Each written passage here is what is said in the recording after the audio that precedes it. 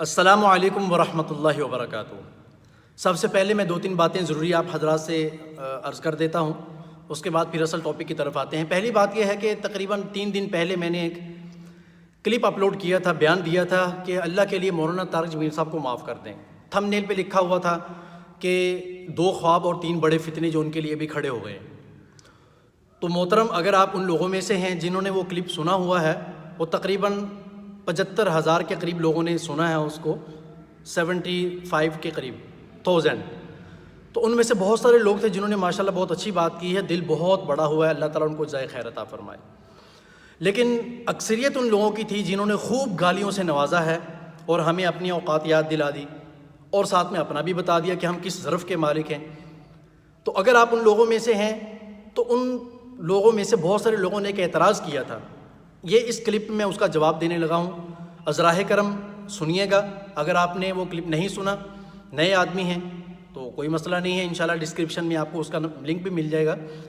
باقی بات یہ ہے کہ انشاءاللہ آپ کو کام کی باتیں ملیں گی، اگر ٹائم تھوڑا سا زیادہ ہو جائے تو معذرت پہلے سے، کیونکہ جواب دینا ہے، ٹھیک ہے جی۔ اور دوسری بات یہ کہ اگر ہم فلم موویز کو 2 گھنٹے 2.5 گھنٹے 3 گھنٹے دے سکتے ہیں تو یہ اللہ اور اللہ کے رسول کی بات سننے کے لیے میرا خیال میں اتنا ٹائم کوئی زیادہ نہیں ہے کہ 10-15 منٹ تک لگ جائے۔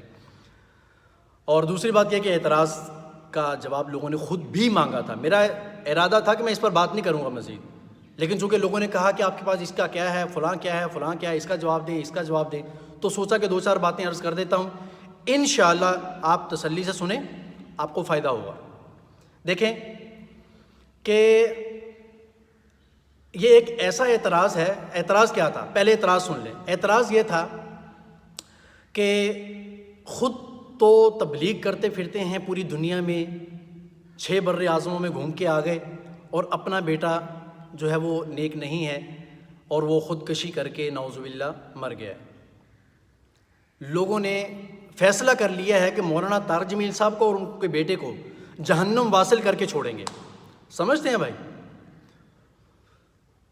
میں نے اس میں یہ بات کہی تھی کہ بہت بڑا فتنہ بننے والا ہے، چنانچہ ابھی تو کچھ نہیں ہے، ابھی تو ابتدائی عشق ہے، آگے آگے دیکھیے ہوتا ہے کیا، چلتے جائیں ذرا آگے۔ خیر بہرحال یہ ایک ایسا اعتراض ہے جو ہر انسان پر اٹھایا گیا ہے، کس انسان پر؟ جو نیک ہو مگر اس کی اولاد میں سے اس کا بچہ یا بچی راہ راست پر نہ ہو۔ اب چاہے وہ مولانا طارق جمیل صاحب ہوں دامت برکاتہم العالی ما دامت النہار واللیالی، یا کوئی ان کے علاوہ کوئی اور نیک شخصیت ہو، حتیٰ کہ انبیاء علیہ السلام کے اوپر بھی اعتراض اٹھایا گیا ہے۔ پہلے نبیوں کا مت سن لیں آپ لوگ، پھر ذرا تھوڑا سا اس طرف آتے ہیں۔ دیکھیں حضرت نوح علیہ السلام، ان کا بیٹا 4 بیٹے تھے ان کے، حام، سام، یافس اور یام۔ حام، سام، یام اور یافس۔ ان میں سے جو یام تھا، جس کا جو لقب ہے وہ کنعان بھی بتایا جاتا ہے، وہ کافر تھا، اور یہ ان کی اسی بیوی سے تھا جو اس کے ساتھ ملی ہوئی تھی، کافرہ تھی، وہ نعوذ باللہ ان کو مجنون کہتے تھے۔ تو قرآن پاک میں سورۃ ہود کے اندر ہے، وَنَادَى نُوحٌ ابْنَهُ وَكَانَ فِي مَعْزِلٍ يَا بُنَيَّ ارْكَب مَعَنَا، اے بیٹا ہمارے ساتھ آ جاؤ، وَلَا تَكُن مَعَ الْكَافِرِينَ، کافروں کے ساتھ مت ہوں۔ اس نے کہا سَآوِي إِلَى جَبَلٍ يَعْصِمُنِي مِنَ الْمَاءِ، میں اس پہاڑ پر چڑھ جاؤں گا، یہ مجھے اس سے بچا لے گا۔ انہوں نے فرمایا لا عاصم اليوم، لا عاصم، آج کوئی بچانے والا نہیں ہے، اليوم من امر اللہ الا من رحم، جس پر اللہ تعالیٰ رحم کرے۔ اچھا، اب یہ باپ اور بیٹے کی دونوں کی آپس کی گفتگو چل رہی ہے۔ قرآن پاک یہ بتاتا ہے وحال بینہم الموج، باپ اور بیٹے کی دونوں کی گفتگو کے درمیان میں اللہ تعالیٰ نے ایک موج ڈال دی۔ موج مطلب ایک لہر آئی بڑی ساری، جب وہ لہر ختم ہوئی تو بیٹا آنکھوں کے سامنے سے غائب تھا۔ یہاں مفسرین ایک نقطہ بیان فرماتے ہیں، وہ کہتے ہیں کہ اگر اللہ تعالیٰ چاہتے تو ان دونوں کی گفتگو کے درمیان ایک لہر آتی اور اس کو اٹھا کر یوں ہی لے جاتی۔ باپ اپنی آنکھوں سے دیکھتا کہ بیٹا غرق ہو رہا ہے، وہ ہاتھ مار رہا ہے اور وہ ڈبکیاں کھا رہا ہے اور آپ باپ کو مدد کے لیے بلا رہا ہے، لیکن اللہ تعالیٰ نے ایسا نہیں کیا۔ کیوں؟ اس لیے کہ اللہ تعالیٰ جانتے ہیں اس بات کو کہ ایک باپ کے دل میں اپنے بچے کی کیا محبت ہوتی ہے، ایک بڑے بیٹے کی کیا محبت ہوتی ہے۔ اگر وہ اللہ تعالیٰ اس طریقے سے لے جاتے، لہر کے ذریعے سے اٹھا کر غرق کر دیتے اس کو، تو ان کا دل دکھتا، ان کو تکلیف ہوتی۔ لہٰذا اللہ تعالیٰ نے کیا کیا، درمیان میں ایک موج لے آئے، پانی کی بڑی لہر۔ جب وہ لہر ہٹی تو بچہ آنکھوں کے سامنے سے غائب تھا۔ اللہ تعالیٰ نے ایک باپ کے اوپر رحم کیا کہ اس کی آنکھوں کے سامنے اس کے بچے کو غرق نہیں کیا۔ سمجھتے ہیں بات؟ لیکن آج کے جو لوگ ہیں، خاص طور پر ہم لوگ، ہمیں اس چیز کا رحم نہیں آ رہا کہ ابھی چند دن پہلے ایک باپ نے اپنی جوان اولاد کو کندھے پر اٹھا کر اس کا جنازہ قبرستان میں دفن کیا ہے، ابھی تک ان کو صحیح ہوش نہیں آ رہا۔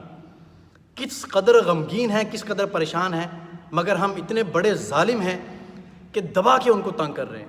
کسی نے ان کو مشرک بھی کہہ دیا ہے، یہ دیکھ لینا آپ، ابھی تو نظر آئے گا، ابھی تو بہت کچھ ہوگا، ابھی کیا کیا لوگوں نے بول دیا ہے۔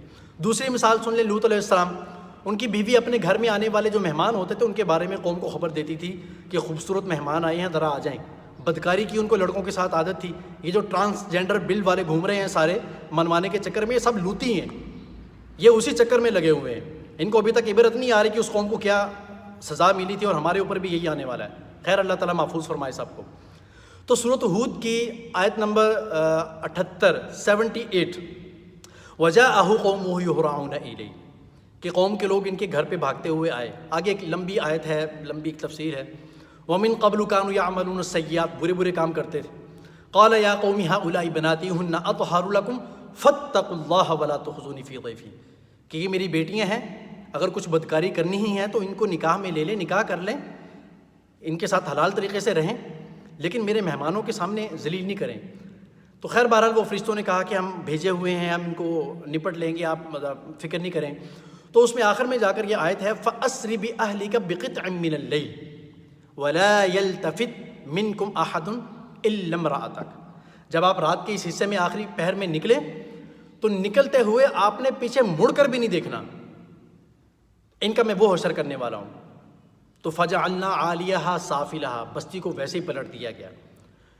یہ دو باتیں ہو گئیں۔ تیسری بات، حضور علیہ السلام کے چچا ابو طالب، مفسرین کا اجماع ہے کہ یہ ایک آیت جو قرآن پاک کی ہے، اِنَّكَ لَا تَهْدِي مَنْ أَحْبَبْتَ وَلَكِنَّ اللَّهَ يَهْدِي مَن يَشَاءُ، یہ ذرا غور سے سنیے گا، غور سے، مہربانی ہوگی آپ کی، کہ حضور علیہ السلام کے اوپر ان کے بہت زیادہ احسانات تھے۔ سب سے زیادہ سمجھے کہ انہوں نے آپ صلی اللہ علیہ وسلم کا ساتھ دیا ہے۔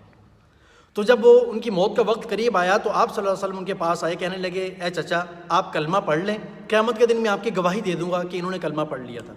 تو ان کا آگے سے جواب یہ تھا کہ اگر میرے ذہن میں یہ خیال نہ ہوتا، مجھے اس چیز کا ڈر نہ ہوتا کہ قوم مجھے آر دلائے گی کہ موت کے ڈر سے انہوں نے ڈر کر اپنے بھتیجے کا کلمہ پڑھ لیا ہے، تو میں یقیناً یہ کلمہ پڑھ لیتا، تو لہذا میں نہیں پڑھ سکتا۔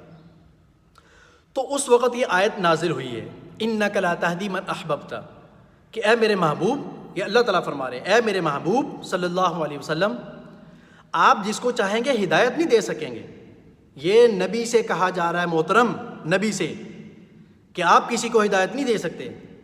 وَلَكِنَّ اللَّهَ يَهْدِي مَن يَشَاءُ، یہ ہدایت کا جو ہے نا چراغ، یہ اللہ کے ہاتھ میں ہے، اللہ جس کو چاہتے ہیں دیتے ہیں۔ ابھی میری باتوں کے بعد بھی بہت سارے لوگ، میں تیار بیٹھا ہوں گالیوں کے لیے، سمجھتے ہیں بھائی، انسلٹ پروف ہے، کوئی مسئلہ نہیں ہے، ابھی پھر گالیاں آئیں گی دوبارہ، حالانکہ میں قرآن حدیث سے بات کر رہا ہوں۔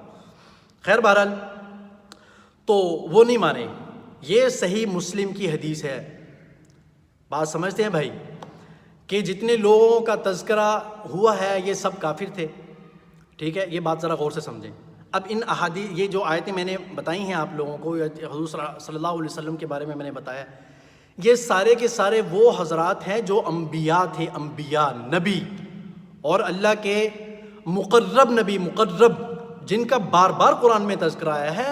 محمد صلی اللہ علیہ وسلم سے مقرب کون ہے؟ جن کا رتبہ اللہ کے بعد ہے، اللہ کے بعد سب سے بڑا رتبہ حضرت محمد صلی اللہ علیہ وسلم کا ہے، وہ اپنے چچا کو ہدایت نہیں دے سکے۔ سمجھتے ہیں بات؟ تو مولانا تارج میں صاحب کیا چیزیں، وہ کیسے اس کو راہ راست پہ لے آتے؟ پہلی بات تو یہ ہے کہ وہ راہ راست سے ہٹے ہوئے نہیں تھے، ان کی ایک اپنی لائف تھی، دینی چیزیں نہیں پڑھی ہوئی تھیں، تو نہیں لائن پہ آئے۔ خدا کے بندو، یہ تو دیکھو، ان کی وجہ سے لاکھوں نہیں کروڑوں لوگ راہ راست پہ آئے ہیں، کروڑوں لوگ۔ سمجھتے ہیں بات؟ تو ایک بچہ اگر لوگوں کی نظر میں صرف کیا ہے جی، اس نے داڑھی کیوں نہیں رکھی ہوئی تھی، تو میرے بھائی یہ بڑے بڑے داڑھی رکھے ہوئے لوگ کیا کر رہے ہیں؟ ان کی جڑیں نہیں کاٹ رہے؟ کتنے علماء بیٹھے ان کے خلاف جو بول رہے ہیں، میں نے کمنٹ پڑھے نا ابھی، ہزاروں لوگوں نے میرے اس ویڈیو پر کمنٹ کیے ہیں، اتنی گندی گالیاں دی، کئیوں کی تصویریں لگی ہوئی ہیں، ماشاءاللہ یہ بڑی بڑی شرم داڑھی رکھی ہوئی ہیں، لیکن ایسی غلط باتیں کی انہوں نے کہ خیر کیا بتائیں آپ لوگوں کو۔ تو یہ تو میرے خیال میں ان داڑھی رکھے ہوئے لوگوں سے وہ بہتر تھا کہ جس کے بارے میں آج تک کسی بندے نے کوئی غلط لفظ نہیں کہا، پورا گاؤں ان کی اچھائی کی گواہی دیتا ہے۔ اور میرے خیال میں وہ بہت اچھا رہ گیا ہے کہ داڑھی رکھ کر اگر یہ کام کرنے تھے تو پھر میرے خیال میں وہی اچھا ہے. خیر بہرحال یہ 3 مثالیں میں نے دی. چوتھی مثال سنیں, یہ آپ آج کے معاشرے کی مثال دے دیتا ہوں. ایک ڈی ایس پی کا بچہ, ٹھیک ہے, اسے نیک ہونا چاہیے نا, اسے غلط کاموں سے دور ہونا چاہیے. کیوں دور ہونا چاہیے؟ کہ D S P, S P, یہ جو اس طرح کے بڑے بڑے ہوتے ہیں, یہ کرائم کو ختم کرنے کے در پہ ہوتے ہیں. ان کی ڈیوٹی ہوتی ہے کہ جرم کو, کرائم کو, قاتلوں کو, چوروں کو, ڈکیتوں کو, نشئیوں کو, اسلحہ لینے والوں کو پکڑیں اور جیلوں میں ڈالیں. آپ ذرا سرچ کر کے دیکھیں کہ ان کے بیٹے کتنے عمرے اور حج کر کے آئے ہوئے ہیں. ابھی ایک اسکول کے اندر ایک ٹیچر پڑھا کر آیا, ڈی ایچ اے کا ایک اسکول ہے, اب چھوڑیں, نام نہیں لیتے, اس کا مناسب نہیں ہے. تو ٹیچر خود بتا رہا ہے کہ 2 لڑکے آپس میں جھگڑ رہے تھے. جھگڑا کیا تھا؟ لڑکے اور لڑکی کا. تو ٹیچر نے لڑکے کو پکڑا, پرنسپل کے پاس لے گیا کہ سر یہ بچہ بدتمیزی کر رہا تھا, لڑ رہا تھا اس لڑکی کے ساتھ. تو پرنسپل نے ٹیچر کو ڈانٹ کر سائڈ پہ کیا اور بچے کو کہا بیٹا سوری آپ جائیں. کتنی بے غیرتی کی حد ہے نا. جب وہ چلا گیا تو اس نے اس سے کہا, ٹیچر سے اس نے کہا بھائی کیا کرتے ہو, ٹیچر ہو, آؤ پڑھاؤ, اپنا کام کرو اور جاؤ, پیسے لو پکڑو اور جاؤ, نکلو پتلی گلی سے. ان لوگوں کو چھیڑنے کی ضرورت نہیں ہے. تمہیں پتہ نہیں ہے یہ کس کا بیٹا ہے؟ یہ فلاں اسلحہ ڈیلر ہے, کوئی بڑا آدمی ہے, کوئی سیاسی شخصیت ہے, اس کا بیٹا ہے. سمجھتے ہیں بھائی؟ یہ تمہارے پورے خاندان کو اڑا دیں گے. کس کو چھیڑ رہے ہو تم؟ تو اگر بچہ نیک ہوتا, ان چیزوں سے ہٹا ہوا ہوتا, تو D S P, S P, یہ ان بڑے بڑے لوگوں کے بچے بچے ہوئے ہوتے ہیں نا. کتنوں کے بچے ہوئے ہیں؟ ہو سکتا ہے ماشاء اللہ بچے ہوئے بھی ہوں, لیکن اکثریت ایسی نہیں ہے. اب آخری سوال میرا یہ ہے میرے بھائی, آپ لوگ اس چیز کو خودکشی کیسے کہہ سکتے ہیں؟ پہلی بات تو یہ ہے کہ اگر وہ بیمار تھا ذہنی طور پر, اس نے ٹینشن میں آ کر یہ بات کی ہے, تو اس سے احکام اسلام کے, تو میں قرآن و حدیث سے ہی ثابت کر رہا ہوں, فقہ کے اندر لکھا ہوا کہ جب ایک انسان اپنے ہوش و حواس کے اندر باقی نہ ہو تو اس کے اوپر احکامات لاگو نہیں ہوتے. اس کی طلاق واقع نہیں ہوتی, اس کی آزادی واقع نہیں ہوتی, اور اس طرح سے جتنے احکامات ہیں, وہ کچھ کفر بھی بول دے تو وہ بھی اس کے اوپر عتاب نہیں آتا. تو اگر تو وہ ذہنی مریض تھے اس حد تک, تو پھر تو اس کے اوپر احکام لاگو ہی نہیں ہوتے. پہلی بات یہ. دوسرا یہ کہ اگر ہم اس کو صحیح مان بھی لیں کہ انہوں نے خودکشی کی ہے, جیسا کہ کچھ لوگوں نے کہا ہے, ٹھیک ہے, تو پھر بھائی بات یہ ہے کہ کیا آپ اس وقت ان کے ساتھ تھے جب وہ اپنے آپ کو ہرٹ کر رہے تھے, گولی مار رہے تھے؟ یہ تو ایک بندے کا بیان ہے نا, یہ تو ایک بندے کا بیان ہے کہ خودکشی کی ہے اور وہ ان کے بھائی ہیں. اب اس کا جواب بھی وہ وہی دیں گے, میں نہیں دوں گا. بات سمجھتے ہیں کہ انہوں نے خودکشی کی نہیں کی, یا انہوں نے یہ بیان کیوں دیا تھا, اس کا جواب وہی دیں گے.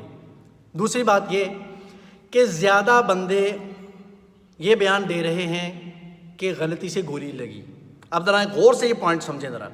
زیادہ بندے یہ بیان دے رہے ہیں کہ غلطی سے گولی لگی ہے, اور 1-2 بندوں کا بیان یہ ہے, بلکہ ایک ہی کا ہے, ان کے بھائی کا, کہ یہ انہوں نے خودکشی کی ہے. اب آپ دیکھیں ہماری نفسیات کتنی عجیب قسم کی ہیں کہ ہم خودکشی کو, جو کسی انسان کے اوپر بلیم بنتا ہے, غلط چیز بنتی ہے, اس کو ایکسیپٹ کر رہے ہیں. اور زیادہ بندے جو کہہ رہے ہیں ہمیں کہ یہ خودکشی نہیں ہے, غلطی سے گولی لگی ہے, ہم اس کو نہیں مان رہے. اصل بات پتہ کیا ہے میرے بھائی؟ اصل بات یہ ہے کہ جو گندی مکھی ہوتی ہے نا, وہ پورے صاف جسم کو چھوڑ کر جا کر صرف زخم کے اوپر ہی بیٹھتی ہے. ہمارا حال بھی یہی ہو چکا ہے. ہم 10 بندوں کی, 100 بندوں کی یہ بات کہ ان سے غلطی ہوئی ہے, یا وہ بیماری میں ان سے کچھ غلطی ہوئی ہے, ٹھیک ہے, مسٹیک سے ان کے گولی لگ گئی ہے, ساری باتوں کو چھوڑ کر صرف اس بات کے اوپر لگے ہوئے ہیں کہ اس کی داڑھی کیوں نہیں تھی. ٹھیک ہے, یہ جن لوگوں نے اعتراض کیا ہے نا, یہ دیکھیں گے انشاءاللہ اس کا انجام اللہ تعالیٰ ان کی اولاد میں ڈالیں گے کہ وہ نہیں داڑھی رکھیں گے. پھر اس دن جب یہ اپنی اولاد کے اوپر محنت کریں گے نا, جب ان کو یہ اپنی زبان چلائی ہوئی یاد آئے گی. یہ اللہ کا فیصلہ, ایسا ہوتا ہے. میں بد دعا نہیں دے رہا, اللہ تعالیٰ سب کو نیک ہدایت دے, لیکن ایسا ہوتا ہے. کسی اللہ کے نیک بندے کو تنگ کرو گے, پریشان کریں گے ہم, تو اس کا عتاب ہمیں بھگتنا پڑے گا. تو بھائی اپنی نفسیات کو صحیح کریں, اپنے خیالات کو صحیح کریں. اللہ تعالیٰ عمل کی توفیق عطا فرمائے.